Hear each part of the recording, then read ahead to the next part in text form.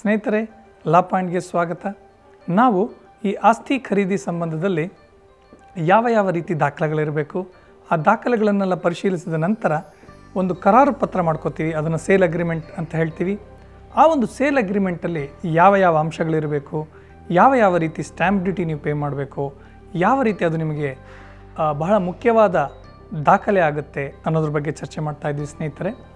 ಅದಕ್ಕೆ ಮುಂದುವರೆದಂತೆ ಈಗ ನೀವು ಎಲ್ಲ ಅಂಶಗಳನ್ನು ಅದರಲ್ಲಿ ಹಾಕಿದ್ದೀರಾ ಹಾಗೂ ಅದಕ್ಕೆ ಸರಿಯಾದ ಒಂದು ಸ್ಟ್ಯಾಂಪ್ ಡ್ಯೂಟಿಯನ್ನು ಕೊಟ್ಟಿದ್ದೀರಾ ಅಂತ ತಿಳ್ಕೊಳ್ಳೋಣ.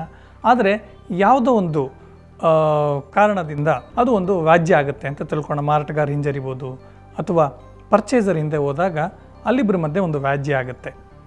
ಇನ್ನೊಂದು ಡಾಕ್ಯುಮೆಂಟಲ್ಲಿ ಇನ್ನೊಂದು ಅಂಶನ ನಾವು ಮೆನ್ಷನ್ ಮಾಡಿರ್ತೀವಿ ಸಾಮಾನ್ಯವಾಗಿ, ಸ್ಪೆಸಿಫಿಕ್ ಪರ್ಫಾರ್ಮೆನ್ಸ್ ಅಂತ ಅಂದ್ಬಿಟ್ಟು. ಅಂದರೆ ಈ ಒಂದು ಕಾಂಟ್ರ್ಯಾಕ್ಟನ್ನು ಮಾಡಲೇಬೇಕು, ಈ ರೀತಿ ಬಂದು ಮಾರಾಟ ಮಾಡಲೇಬೇಕು ಅಂತ ಹೇಳಿದ್ರೆ ಸ್ಪೆಸಿಫಿಕ್ ಪರ್ಫಾರ್ಮೆನ್ಸ್, ಇದನ್ನು ಈ ಒಂದು ಪ್ರಕ್ರಿಯೆನ ಮಾಡಲೇಬೇಕು ಅಂತ ಕೋರ್ಟ್ ಅವರಿಗೆ ಆರ್ಡರ್ ಮಾಡೋದಕ್ಕೆ, ಆ ಮೂಲಕ ಅದನ್ನು ಕೋರ್ಟ್ ಮೂಲಕ ಹೇಳಿಸೋದಕ್ಕೆ ಒಂದು ಅವಕಾಶ ಇದೆ. ಅದರ ಒಂದು ಕ್ಲಾಸ್ ಸಾಮಾನ್ಯವಾಗಿ ಎಲ್ಲರೂ ಹಾಕಿರ್ತೀವಿ.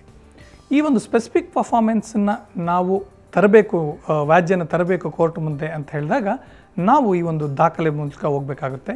ಈಗ ಉದಾಹರಣೆಗೆ ಮಾರಾಟಗಾರರು ಒಪ್ಕೊಂಡಿದ್ರು, ಅಡ್ವಾನ್ಸ್ ತೊಗೊಂಡಿದ್ರು, ಅವರು ಹಿಂದೆ ಸರಿದಿದ್ದಾರೆ ಅಂತ ತಿಳ್ಕೊಳ್ಳೋಣ ಉದಾಹರಣೆಯಲ್ಲಿ. ಈಗ ಖರೀದಿದಾರರು ಏನು ಮಾಡಬೇಕಾಗುತ್ತೆ, ಈ ಒಂದು ದಾಖಲೆನ ನಾವು ನ್ಯಾಯಾಲಯಕ್ಕೆ ಹೇಳಬೇಕಾಗುತ್ತೆ. ನೋಡಿ, ಅವ್ರು ಈ ಥರ ಮುಂಗಡ ಇಸ್ಕೊಂಡು ಒಪ್ಕೊಂಡಿದ್ರು, ಹೀಗೆ ಹಿಂಜರಿದಿದ್ದಾರೆ ಅಂತ ಅಂದ್ಬಿಟ್ಟು. ಇನ್ನು ಕೋರ್ಟು ನಮ್ಮ ಜ್ಯೂರಿಡಿಕ್ಷನ್ಗೆ, ಈ ಕೋರ್ಟಿನ ವ್ಯಾಪ್ತಿಗೆ ಬರುತ್ತಾ ಅಂತ ಹೇಳಿ ನೋಡ್ತಾರೆ. ಇನ್ನೊಂದು, ಅದಕ್ಕೆ ಸರಿಯಾದ ಸ್ಟ್ಯಾಂಪ್ ಡ್ಯೂಟಿ ಪೇ ಆಗಿದೆಯಾ ಅಂತ ನೋಡ್ತಾರೆ. ಅದೆಲ್ಲ ನೋಡಿದ ಮೇಲೆ ಅವ್ರೇನು ಮಾಡ್ತಾರೆ, ಅವರಿಗೆ ನೋಟಿಸ್ ಕೊಡ್ತಾರೆ.